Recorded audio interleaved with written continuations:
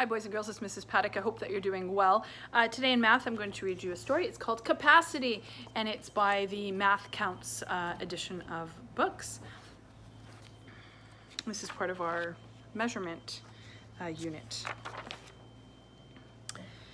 Have you ever played with damp sand, packed it into a pail, and made a sandcastle?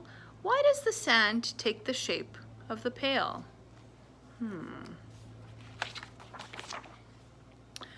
A water bottle, a jar, a thimble, a cup, and a pail are all containers. Containers hold things. Inside a container, there is a space. The space inside a container can hold solids, liquids, or just air.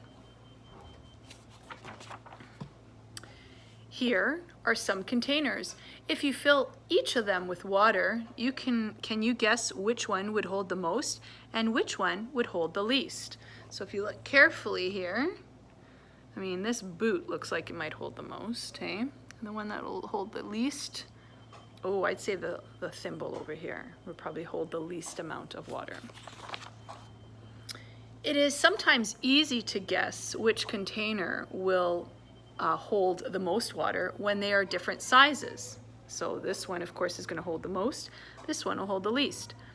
It's much more difficult to guess when the containers look almost the same. All three of these mugs look the same, don't they? Guessing can be difficult. Which of these two containers holds the most? We must measure to find out. Pour water from the pitcher into the dish. What does this tell you? Well, it tells you how much is going to fill up there, right? Now collect some empty containers. How can you tell which one will hold the most water and which one will hold the least? We do not have to use water. We could use sand or marbles instead. The sand fills all the spaces in the glass. Do marbles fill all the space? No. There's little gaps, isn't there? Yeah. Often, we need to measure exactly. We may use fluid ounces, quarts, or gallons as standard measurements for liquids, or we may use liters and milliliters. Many drinks are sold, sorry about the bell, many drinks are sold both ways, and so are many other things. A quart is quite a large measurement. Smaller quantities are measured in cups and fluid ounces. A liter is quite a large measurement also. Smaller quantities are measured in deciliters or milliliters. There are 8 fluid ounces in a cup, and there are 4 cups in a quart. There are 10 deciliters in a liter. There are 1,000 milliliters in a liter. Standard measures are important. The ingredients for a cake have to be mixed with the right quantities. Garden fertilizers have to be carefully measured as well. Medicines must be measured carefully when they are made and when we take them. You can't just drink the whole bottle of medicine. You have to take specific amounts. So there's just like maybe a teaspoon of the liquid. Standard measures help us to measure exactly. When a driver buys a gallon or a liter of gasoline, she knows exactly how much she will be getting. The gasoline runs from the pump into the car's gas tank.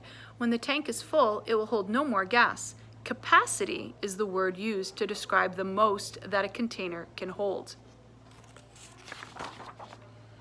Some containers are very large. This tanker holds many gallons or liters. These drums hold chemicals. Which container has the greatest capacity, a tanker or a drum? Well, the tanker here holds the most capacity, right? These are a little bit smaller, aren't they? Being able to measure capacity is important. What might happen to the ship if too much coal was loaded onto it? What might happen if this reservoir, if too much water went into it? Yeah, it would flood the houses, wouldn't it? Capacity is not the same as weight.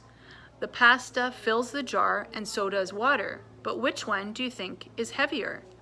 Do you think it's the pasta or the water? Yeah, the pasta. Capacity is a word we use to describe space, even when the space is empty. There you go. Hope you enjoyed our story on capacity. There you go. Love you, miss you, and we'll talk to you soon. Bye.